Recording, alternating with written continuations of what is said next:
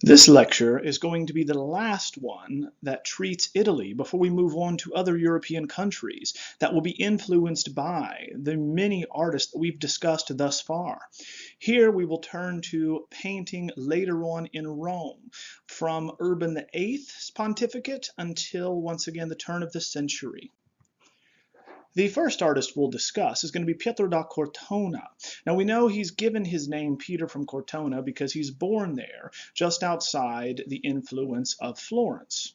We know that he appropriately looks to Florence for direction and would practice as both an architect and a painter, specializing in large-scale frescoes. Now he was able to work in both fields because his father was a stonemason, so he had a basic appreciation and understanding of architecture. We already discussed his design for Santa Maria della Pace and how unique it was and how sculptural it was. This made possible from his familial connections. We know that he first studies painting in Florence in 1610 under Andrea Commodi. Here's an example of Commodi's work with the Miracle of Saint Benedetto. Now we know that after training under Commodi for 2 years, he travels to Rome in 1612. There, he's going to make copies of the monuments for Cassiano dal Pazzo, the secretary for Cardinal Francesco Barberini. Now, this is going to give him the archaeological knowledge that he will begin integrating into his paintings, al antica, or of the antique style. In the 1620s, we know that he's going to begin working for the Sacchetti family. Now, these will be Florentines, but are going to be the treasurer for Urban VIII, made so in 1623. Thus, with the excess wealth that this family now has, they bring in Pietro da Cortona to decorate their seaside villa at Castelfusano from 1626 to 29. Here, in massive paintings appropriate for a villa, we have mythological and ancient history scenes, such as the Rape of the Sabine Women seen here, which is, of course, going to be a massive painting with life-size figures, 9 feet tall and 13 feet wide. The episode that is being illustrated here comes to us by way of the Roman historian Plutarch, who tells us that Romulus is going to direct his people as king of the Romans to invite the Sabines to a dinner, and then upon his mark that they should take all of the unmarried women. We find here, which is going to be accurate to the description, one woman is taken by accident, for we see a crying child off to the left here, because that suggests his mother is being taken. They were meant to be virgins. Now we know that the groups are going to be seen from multiple angles, thus it keeps our eye moving in a chaotic fashion, as of course it would be had we been there and seen it. So we have again counter diagonals that move us up to this temple with the god Poseidon behind Romulus, to another temple on the opposite side with an obelisk in the center, just as we would have in the center of St. Peter's. The off-axis pyramidal composition again dramatically engages us and pushes the largest grouping off to one side. Thus, the imbalance and loose painting suggests the chaotic action and activity taking place. The figures off to the far left, with the mother being taken from her child, is actually meant to be understood as a paragone, or a comparison, for Jean Bologna's Rape of the Sabine Women, that of the same subject. Now notice it's not exactly a copy, therefore we're supposed to argue for painting superiority in this emulation of this very famous work from Florence, of which, of course, Pietro da Cortona would be familiar because he trained there. So we find that now the man is going to be lifting up the woman from her hips instead of cradling her with the back of her neck here. And so we find that she also is going to lift up her hand over her head instead of flinging them outwards. But we very clearly can see how they're meant to be compared. Turning to another set of figures off to the right, in another paragone, you have the figures representing Pluto and Proserpine referenced. In this case, again, not exactly, because the Sabine does not actually press against the face of the Roman soldier who abducts her, like Persephone did to Pluto. Instead, she flings her hands up in the air. So again, this is meant to be comparing painting to sculpture, with equal size figures. They're the same size. They're life-size figures in this instance. So we are to understand, is painting superior because it brings in all of the colors of the natural world, thus looking more naturalistic, or is sculpture superior because it is three-dimensional? Now, what we have here is not going to be a very naturalistic scene. In fact, it's going to be one of types. We have these virile soldiers and fertile women, so appropriate to communicate the early history of Rome and the nature of the event and why these women were taken to populate Rome for future generations. Now, with this commission and series under his belt, he begins working for the Barberini family, decorating the Palazzo Barberini.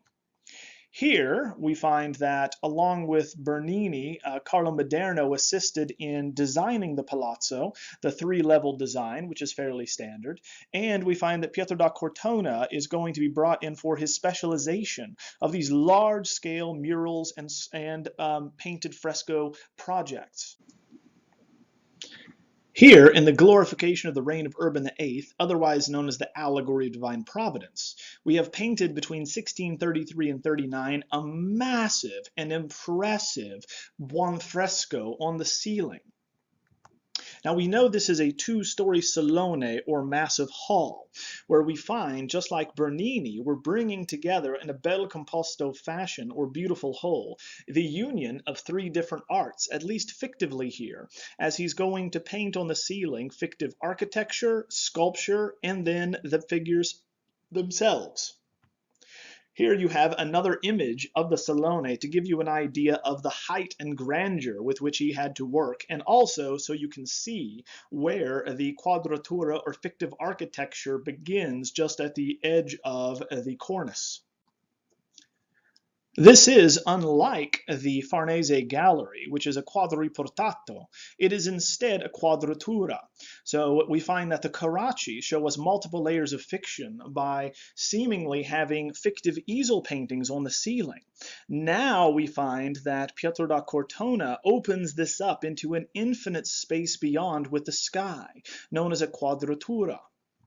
So here we can see that, continuing the architecture from below, we have these figures flying in and around this architectural structure that continues its way upward, but opens up into the infinite sky beyond, hence a quadratura.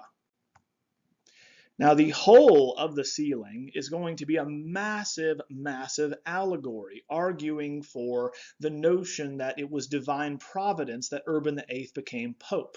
Hence, he was fated to become pope. But these are not actual figures. They are not members of the Barberini family. They are not historical figures. They are all allegories or communicating ideas, such as religion or divine providence. Now, we know that Pietro da Cortona travels in 1637 to Venice to see the Doge's palace. He returns in 1638-39 and then repaints part of the frescoed ceiling. What he learns while in Venice is how to paint a dal sotto in su, which is looking from below up, connecting the viewer's space to the painting above, without the distorting foreshortening. This is going to be mastered by painters like Titian and Veronese and Tintoretto, who all work in the ceiling painting techniques, and also utilize allegorical figures.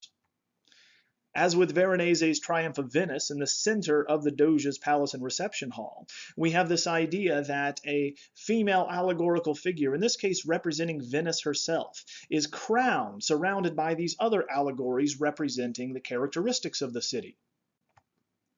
In the same way, we also have the triumphal reign of Urban VIII, overseen by divine providence, seemingly also coming down. Notice that another figure is going to be crowning her with, once again, stars. So the same iconography is even used here with these allegories to communicate, instead of a city, a family in this instance, and a pontificate reign. Now, the advisor for this given program is Francesco Bracciolini, a friend of the family. So what we know is this is a very, very complex series of figures and allegories that bring together a very complex argument, both theologically and politically. So you need an intellectual with a doctorate who can oversee and assist the painter in assembling the vast array of allegories like prudence, dignity, power, fame, and so forth. So we find that the advisor is going to assist in directing Pietro da Cortona in the selection process, but it is still Pietro da Cortona's work. So here, this would be an entirely chaotic and unorganized scene if in fact it wasn't anchored on a pyramidal composition, just as with the Venetian ceiling paintings. This is a lesson learned by Baroque artists as they travel to Venice to study them. Now we know that visitors needed a tour to understand the figures they were looking at. So there was a pamphlet written by Bracciolini and others that would help explain. So the scheme is going to be designed by and explained by Bracciolini, but it is realized visually by Cortona. Another artist who would contribute to the program in the Barberini Palace would be Andrea Sacchi. Now, Sacchi is going to be an illegitimate son from another painter from Fermo, who was adopted by a painter, Benedetto Sacchi, much as Pontormo is going to adopt Bronzino earlier in the Renaissance. This is going to ensure that they can pass their workshop on to a relative in this way, because they might not have been married or had a male child. Now we know that Sacchi is going to study with Cavaliere d'Arpino, the same Mannerist artist who employed Caravaggio earlier in the century. And he also studies with Francesco Albani, another Carraccisti. Now in 1615, we know he is in Bologna with Albani. So I just show you Francesco Albani's work here, another one who closely worked with Ludovico Carracci. We know that he is spotted by Cardinal del Monte, so all of the early works by Sacchi are actually going to be for del Monte until he dies. Works like Marcantonio Pasqualini here, who was a castrato crowned by Apollo. So we know that Cardinal del Monte is going to be associated with the papal choir throughout the rest of his life. That is until 1626, whenever Del Monte dies, at which time Sacchi will become the primarily patronized by Cardinal Antonio Barberini the Younger. So bringing him into the circle of the Barberini, like Cortona, he will be asked to decorate the family palazzo. It is here in an antechamber to the family chapel that we find a lower ceiling is going to be offered for decoration by Sacchi instead of the dual-storied or two-storied salone as that of Pietro da Cortona. So there are more effective and or distortive effects in the ceiling painting by Sacchi here. Here we have Sacchi's Allegory of Divine Wisdom, painted between 1629 and 30. So in this antechamber leading to the family chapel, you would look up and see once again another in the Salone. Now we know divine wisdom sits on a throne appropriate such as the sedes sapiente, the throne of wisdom, for instance, and points down to the area illuminated by the sun behind her, and that is Italy. So obviously, divine wisdom is going to be looking out for where the papacy is and ensured that the Barberini would become pope. The program is going to have all of these allegorical figures flanking divine wisdom and helping us understand how the Barberini came to power and why that is so important. As the text states, just like the program and pamphlet that helped us understand the glorification of the reign of Urban VIII by Pietro da Cortona, we also have a pamphlet here that describes divine wisdom is going to rule, aided by her divine archers behind her that motivate one to long for wisdom. We find that below her we have all of these female allegories, which is quite common, moving from nobility, justice, eternity, strength, suavity, divinity, beneficence, holiness, purity, perspicacity, and beauty. So each one of these represented by a female personification, much like we have described in Cesare Ripa's Iconologia. The book of wisdom, actually, in the Bible is going to be the primary text that was cited for showing what divine wisdom would look like. For it states, divine wisdom is more beautiful than the sun, and above all the order of the stars. Being compared with the light, he is found before it. For after this cometh night, but vice shall not prevail against wisdom. So again, we find that the image is very close to, along with the throne of Solomon here, the throne of wisdom, the same traits seen in the Immaculate Conception established by Bernini nearly a year earlier. Additionally, we have figures like eternity holding a snake eating its own tail. And this is how we can tell them apart, is by what they hold and the colors they wear. Whether it be a musical instrument like a lyre, a snake, a triangle, a crown, a flower, all of which tell us who these figures are. But we still need a guide and a pamphlet to understand it. Now we know this is not going to be directly above the viewer, instead seen from a more sloping angle than Pietro da Cortona's. And this goes along with the debate that is happening in Accademia di San Luca, the Academy of Art in Rome at this time, around Historia or history paintings. The question as of what an epic should be. So an Historia as an epic is going to be a very important and grand story, a narrative. So the question is, should it have many figures or few figures? The same argument is going to be carried out in literature at this time between, once again, Orlando Furioso and Torquato Tasso's Gerusalemme Liberata. Now, Witzum, as you read, is going to argue that the Barberini coat of arms, the bees, the sun, and the laurel, tie both of these frescoes together into one program, arguing that together they represent a massive and powerful allegorical and intellectual argument for the reign of Urban VIII. With the death of Urban VIII in 1644, the papacy declares bankruptcy. Antonio, the Barberini the Younger, is actually going to be blamed for the bankruptcy and flees to Paris. Thus, Sacchi at this point is without patronage. Now we know that there were numerous Cortoneschi, or followers of Pietro da Cortona, working in his style. Ciro Ferri is actually going to be the best at mimicking Pietro da Cortona's style, seen here with the reconciliation of Jacob and Laban. Sacchi, on the other hand, only had one pupil of distinction. He was Carlo Maratta, and would become a very important academician in the end of the century. Born in Ancona, we know that he moves to Rome in 1635, and by 1645 we know he is helping out at 20 years of age, carrying out Sacchi's drawings into fresco. By the 1650s, Sacchi and Cortona had grown old and had developed gout. Therefore, they both are working very slowly. Therefore, with the death of Sacchi in 1661, Murata would take over his commissions. He would also become, importantly, the Principe, or the president of the Accademia di San Luca in 1664.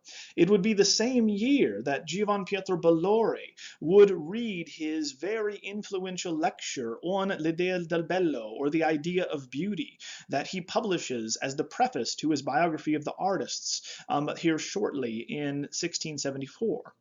Now we know that as part of his presidential duties at the Accademia di San Luca, he ensures that regular drawing sessions will be held and that they receive prizes for the best drawings.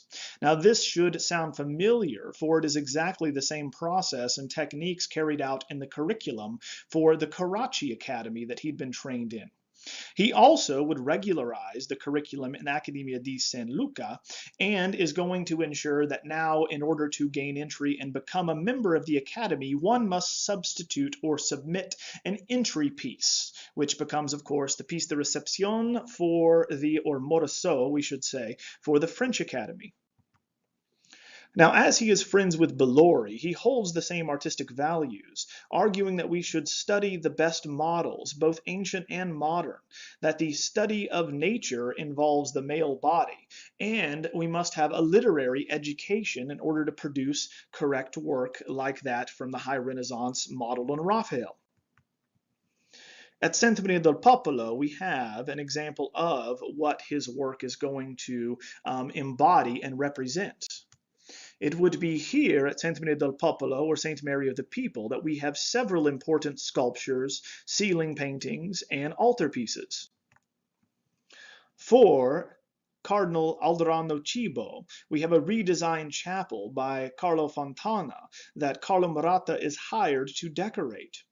Here, it's centered around St. John the Evangelist explaining the doctrine of the Immaculate Conception to Saints Gregory, Augustine, and John Chrysostom, finished in 1686, and this is right across from other important works. Now, we know that across the aisle you would have had two influential statues by Bernini that were carved nearly 30 years earlier. You also have in the same church the Chirazi Chapel with paintings by Annibale Carracci and Caravaggio.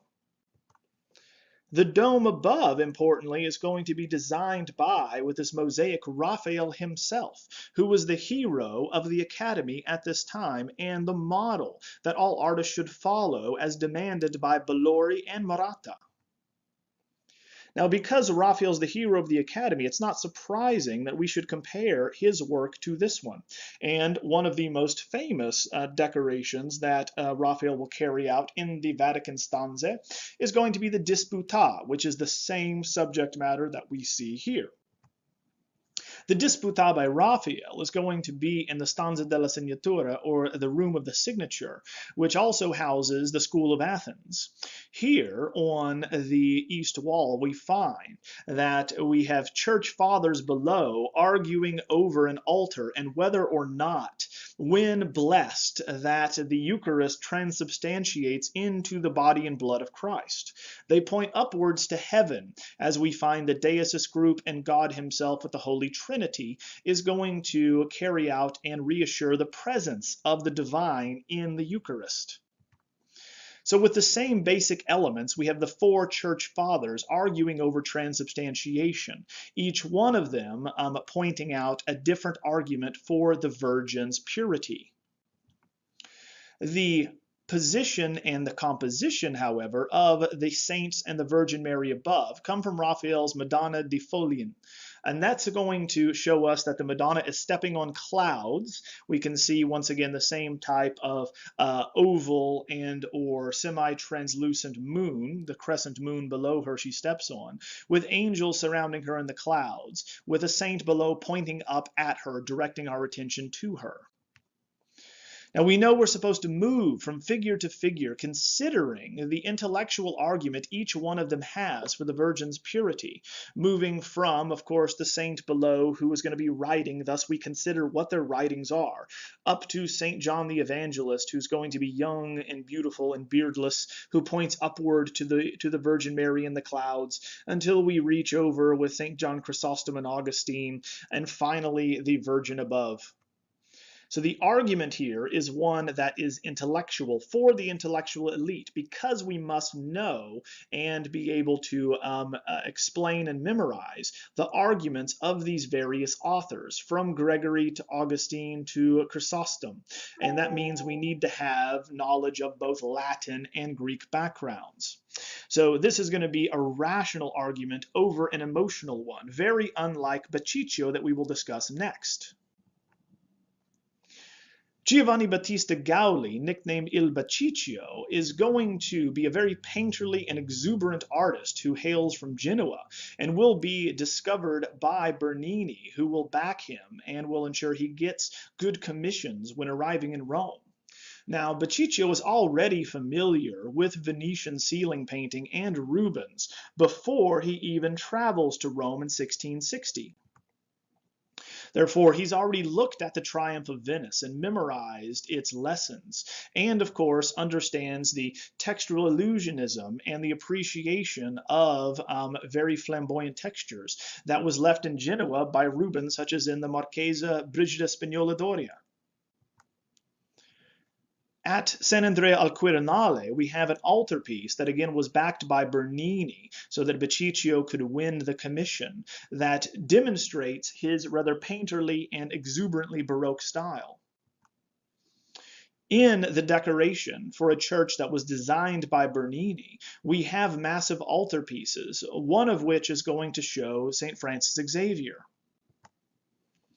The death of St. Francis Xavier here, who we know died alone on an island near the Chinese coast from 1676, is going to show us the saint with people just coming in the background to the left, whereas heaven opens up above this grass makeshift hut as he hugs the crucifix, with heaven spilling out towards us.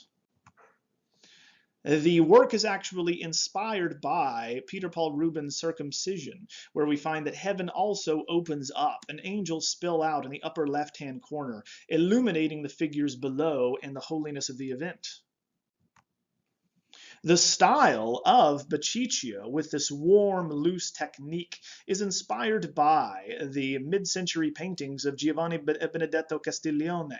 So here we have the Miracle of Soriano, showing us the same diagonal orientation, expressive brushwork, and warm palette.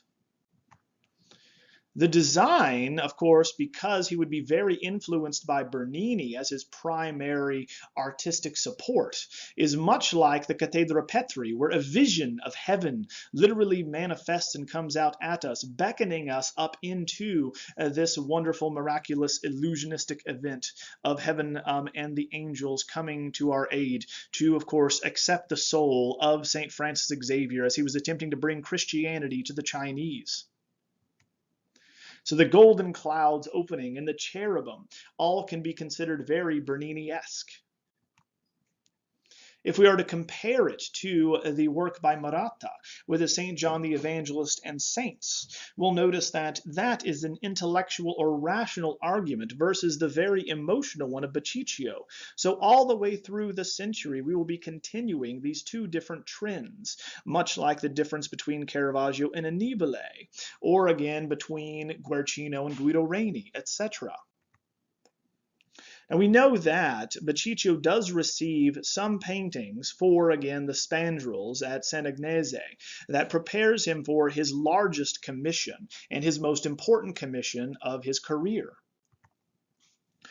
In preparation for this commission, we know he travels to Parma in 1669 to review the work of Correggio, which would inspire Lanfranco and other painters who would produce massive, massive illusionistic ceiling paintings. And this next project would, of course, take a vast majority of his willpower and of his time for nearly a decade. That is the decoration of Il Gesù, which is the head Jesuit church in Rome. Now, the mother church of the Jesuits would have a very influential facade, as we already discussed, influencing Carlo Maderno and eventually the appearance of facades around the world, but it was left undecorated from the 16th century.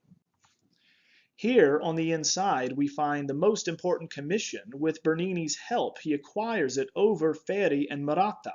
Obviously this is very important because Murata is head of the Accademia di San Luca and has a lot of artistic clout in Rome. But Bernini is papal architect and so has the final say on all commissions. We know that Bernini also, even though he's going to be elderly, helps once again Baciccio with the design and some of the sketches. Here on the inside we have, decorating this architecture, additional stucco work, painting, and integrating the architecture itself, to where, as you can see, the paintings literally overlap or come into our space. In the spandrels and the dome, we see how he is influenced by Correggio's Assumption of the Virgin in Parma. That also was important for Lanfranco and others, as you're going to be looking up directly into the sky, opening up above us. For the Jesuits are going to have as their symbol the IHS, and so we find that the Jesus Hominum Salvator is going to be decorating the interior in several areas. Here is another photo. As you can see, the figures and the spandrels literally spill out into the base of the dome, overlapping it as though they are three-dimensional entities, thus, of course, blurring the lines between sculpture and painting and architecture. It would be Antonio Raggi who would produce the sculptures in this instance, and he worked with Bernini as well earlier, so he already understands this notion of un bel composto, and or bringing all the three media together. Looking up at the glorification of the holy name of Jesus, right here at Il Gesù, we find all of these elements work together to show the name of God illuminated in the apex of this pyramidal composition, whereas the fallen angels spill out into our space, casting shadows onto the actual architecture. This admixture of all the media in this un bel composto is going to blur the boundaries of, once again, what is art and what is in our space, for it becomes part of us, part of our space, and challenges us to consider where we are in proximity to evil. Now, the notion and composition of having heaven opening up and spilling out into our space is nothing new. Bernini had designed that decades earlier for Urban VIII with the Cathedra Petri, for instance, with these cherubim, this light of God, the dove of the Holy Spirit, and clouds painted in this golden gilded section, catching the light and sparkling coming out at us. The design in a ceiling painting would be completely chaotic and disorganized and cacophonous if it wasn't for the pyramidal composition and the apex. So we know that the most important element will always be at the point or the top of this pyramid, this triangle. Thus it brings it together. And once again, we can see there is a hierarchy here, all organized around IHS. This IHS, Latin for Jesus Hominum Salvator, or Jesus Savior of Man, is going to represent and be the Jesuit symbol. It's carved on the facade as well. And it's going to, with the light, push the demons out of heaven, out into our space where the damned are going to fall. They are going to, once again, cast shadows, these various chimerical creatures that are half human, half animal and beast, winged and or with leathery bat wings or covered with snakes and serpents. They come out into our space and are rather indistinguishable from the actual three-dimensional stucco angels below them and the architectural decoration. Therefore, wrapping up, we should note that this late Baroque interactivity on a grand scale, utilizing all media of painting, sculpture, and architecture, is what will be bequeathed to the following century and dominate much of the 18th century as well across Europe. So we're finding that the Baroque in Italy moves from engaging individuals and one-on-one to en masse insides of churches with thousands of spectators and onlookers, and of course with grandeur and grander theatrical devices. Next class, we will have the midterm, so please review the handouts and your notes in preparation.